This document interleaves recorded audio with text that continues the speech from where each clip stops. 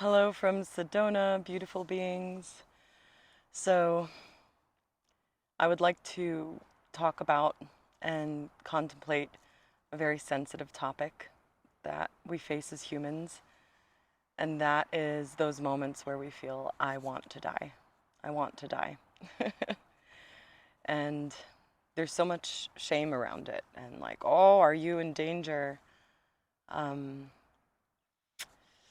oh no, like, I can't handle that you're feeling this, from other people, or something's wrong with you. And that narrative around that feeling state of I want to die, what comes along with it is what I feel creates a lot of suffering for us. And one of my visions is actually to have these like ego death centers for when a person feels like, oh my God, I'm facing a really big death in my life.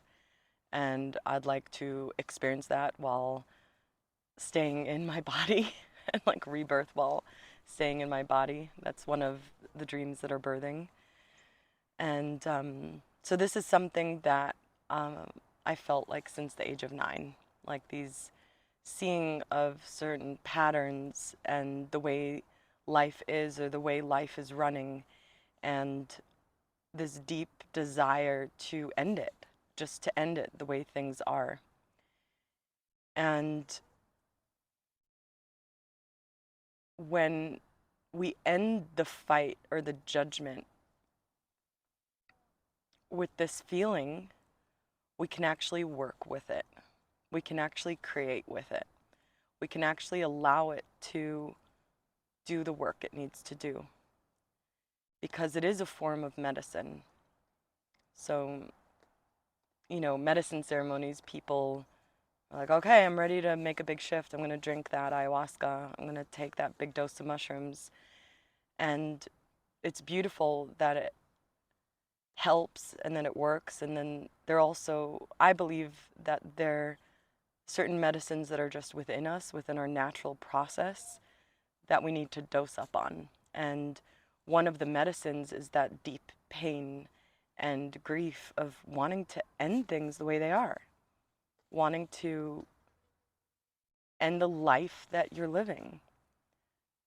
And so just let's embrace that feeling if you are feeling it, or if you know people feeling it, rather than fighting it, pushing away from it, or making it bad and wrong. Like, what if it's okay to feel this without a timer, without that time pressure? Like, oh, everything's gonna fall apart if I embrace this feeling. Because beyond the I want to die, there's a feeling in that. There's sensations that come along with that. And I know, this makes me want to cry talking about it, is that when we stop fighting it and we embrace it as we embrace joy and we embrace all the other kinds of emotions, when we embrace this feeling, we allow it to create through us and create with us. And yes, it may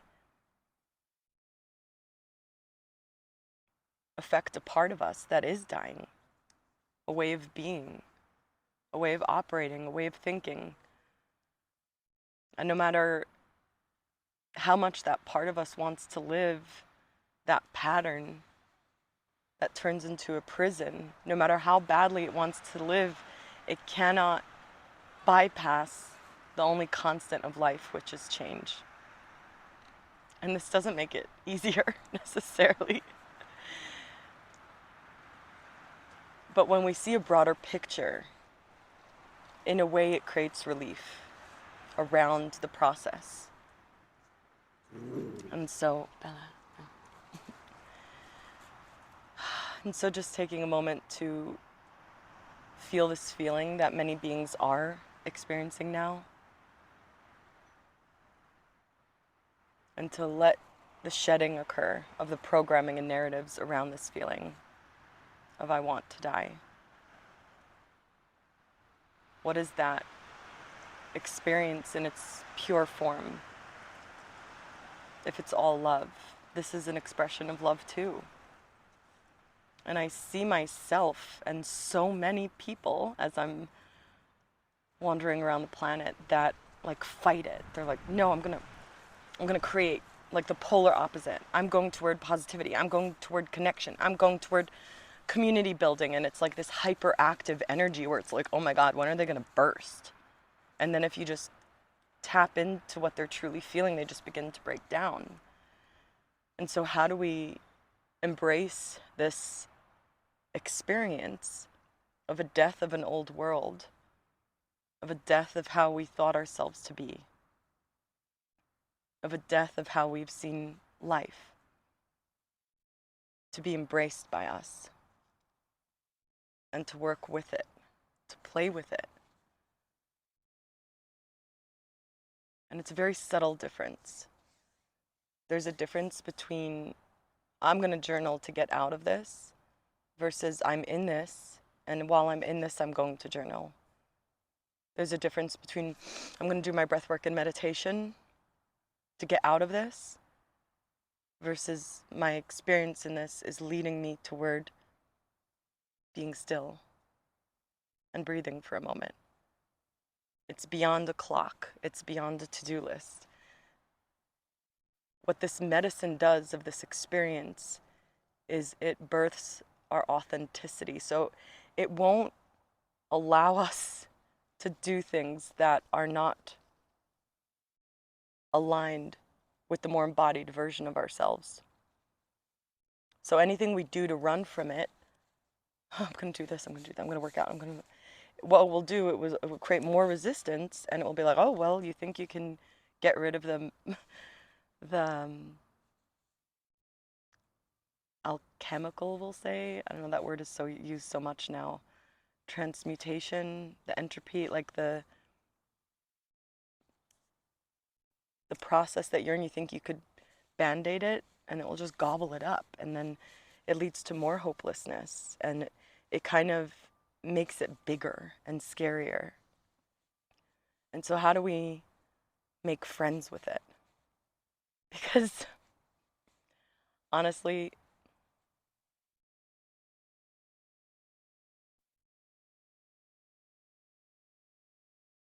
the change is inevitable.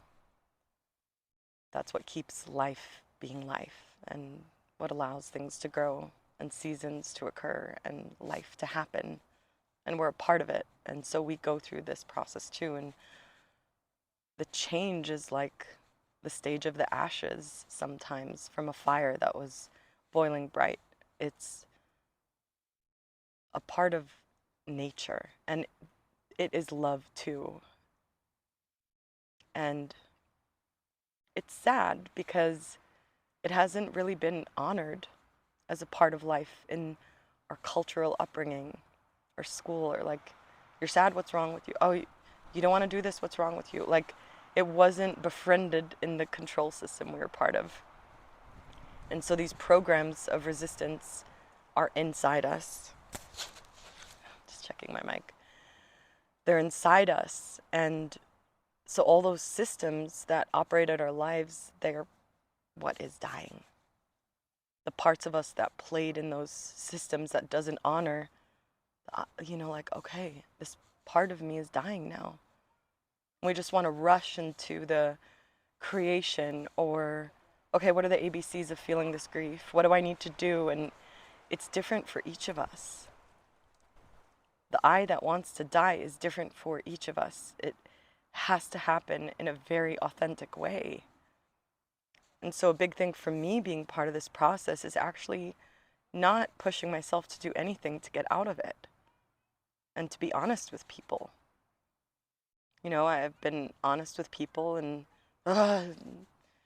don't bring that near me, and then they start cracking down. I'm like, oh, actually, I feel the same way. But like, being honest and vulnerable with this process that we're in, if you're in it, not hiding who you are in relationship, because then we'll always feel this disconnection. And so the parts that this I want to die gobbles up is mechanisms of control, which we ultimately don't want to control all of creation and existence. It's like, I've been there, it's horrible.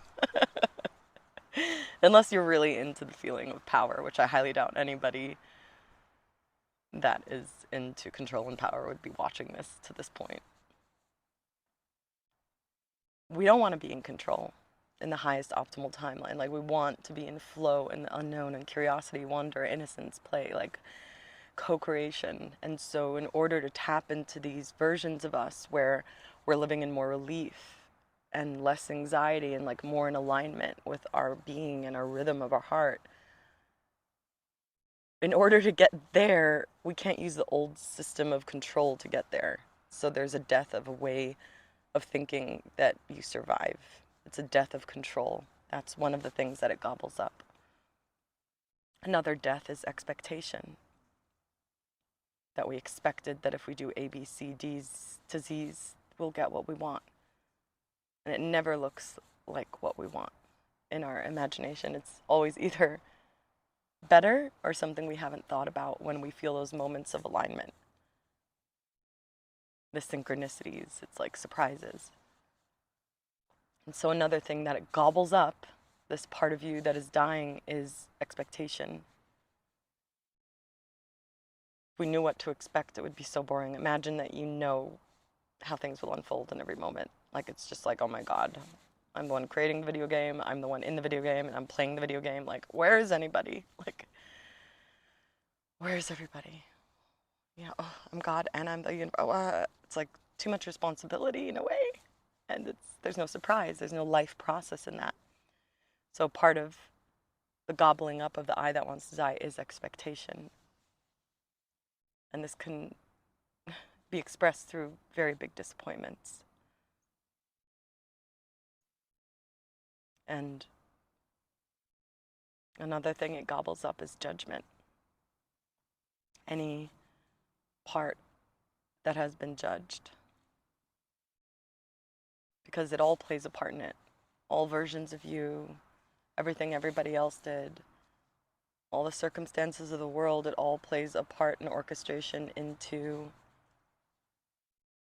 you awakening to who you are. And so all the judgments, super not comfortable. They need to be gobbled up by the I that wants to die, the judgment. Because judgment brings along right, wrong, good, bad, the polarity, the fragmentation, the strategic nature. And that's another thing that it gobbles up. Strategy. Strategy is like a branch of control. Like, okay, if I do what this person says, then, or like, okay, this is what has worked, I'm going to do this again and again and again and again. That's a form of control. So strategy, agenda. Even if the agenda is birthed from a space of innocence, that part of us that is dying includes the agendas, because we're tapping in to these higher octaves of life. Wait, Bella. No. Now when I hold space for people, I'm like, No. Hi, kitty. hey. Hi. Sorry. No worries. So this process of the I that wants to die, that is being let go of, inevitably, gobbling up control, expectation, judgment, strategy, agenda, they all have to be gobbled up so we can embody the state of our innocence in the unknown. And this can bring up a lot of God wounds, I like calling them, our wounds with Creator, our wounds with what source is to us, or the universe, whatever we perceive as that bigger thing that includes everything. Brings up really deep wounds that need to be felt also in order to be digested, and that's not really comfortable either. And any attempt to make it comfortable, it has to be really sensitive about, am I trying to make it more comfortable to stay in control? Am I trying to make it more comfortable to change what it is in its purest expression? We become the space that holds this process, and the space that lasts through this process is the I am that lives. Just that's what's left. The I am that is a co-creator of life through our authenticity, which is different for each of us. If it was the same, then we wouldn't call it authenticity. Authenticity is our unique way of responding, unique keys that come through each of us at different times, unique voices, unique tones, unique shades of the one, unique expressions, unique rhythms. And there's space for your uniqueness and your authenticity. In fact, this higher octave, it's not higher, like, you know, that more expanded experience of life, it includes you. It doesn't include the part of you that wants to die, but the part of you that wants to die is like a step. So we gotta honor that part of us that wants to die. Not kill it away. Like, you're bad, go away. We don't get to experience the gift in that unique experience. It comes with this like rainbow of sensations. And it's really trippy to see. I'm really sensitive right now, I just want to cry. Like in the process while I'm talking about it.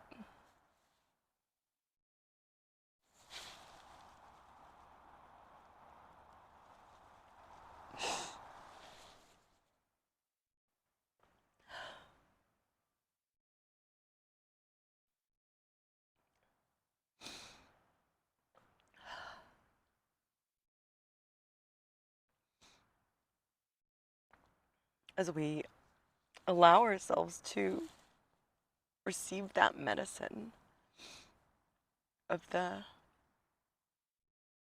entropy, it's like, it is purifying. And we do become more sensitive.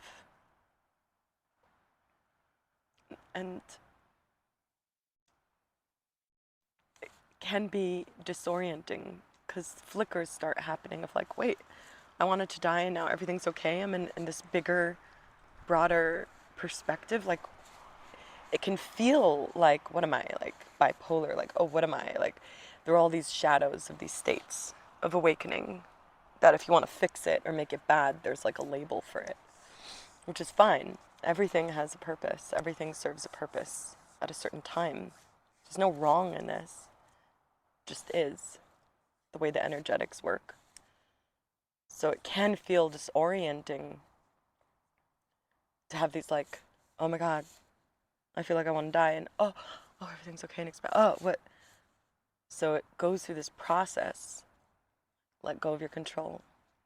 Digest the agenda, digest the control, digest the expectation.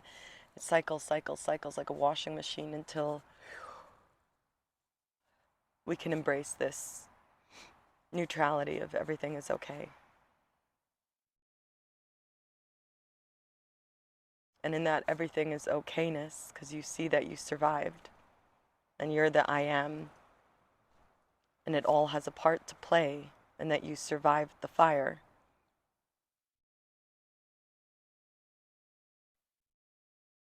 That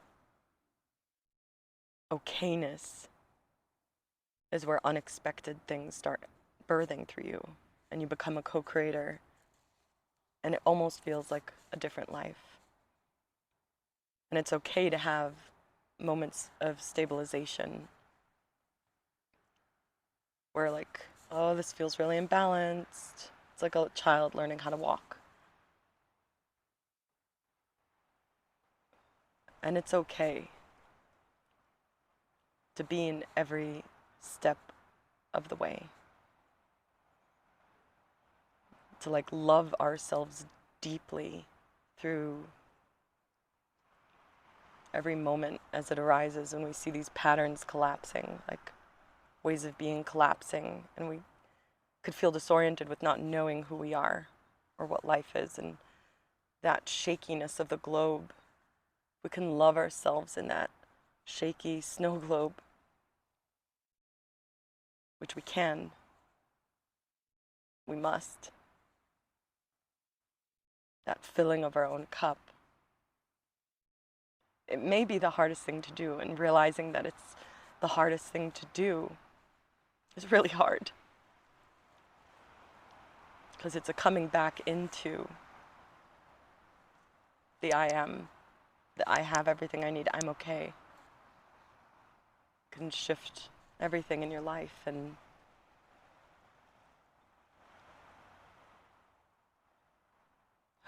it's worth it. It just is. It's just becoming through you, through us. Yeah,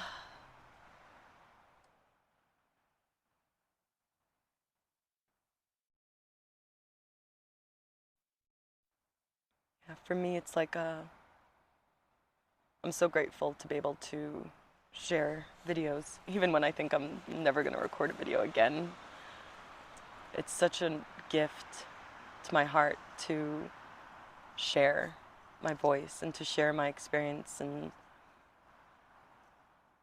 a big part of this process of evolution, I know, is us sharing our voice and us sharing our expression and being witnessed. And so I love doing that with people. I really love being the launch pad or the step, the permission slip for beings to step into their voice and authenticity. And so if you'd like support in that way, then I'd love to be your cheerleader. It's one of my greatest delights and joys. And there are ways to do this. There are free curiosity calls that we can tap in and see what co-creation would feel like together. And there are different group journeys. I'll be facilitating a Theta Voice journey with a beloved friend, Kayla, and she's a vocal alchemist, and I work with expressing the truth of our word and our voice. And so we're going to have a 6-week journey together. It's going to be really powerful, all around the voice. And so if you'd like to know more about that, let me know. And if this video resonated with you, then please let me know. It is so inspiring to me to know that it's reaching a human heart. And so when I see a comment or like or a subscription, I'm just like, oh, okay, yes, keep going there. So I'd really appreciate that. If it resonated with you, give me a like, a subscription. And yeah, I'd love to continue resonating and continue harmonizing, co-creating. So blessing your journeys, that you feel safe, supported, and loved, held through this process of rebirth that includes entropy. And our awareness is eternal. I feel like I've experienced this many times. People might call me crazy, but I just know that the awareness that echoes, like,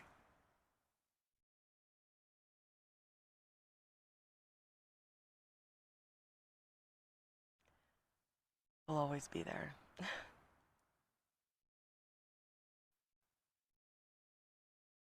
Yeah. Okay. Be you, because all the other parts are already taken by others. Bye, loves. Hello from Sedona, and hello from Bella.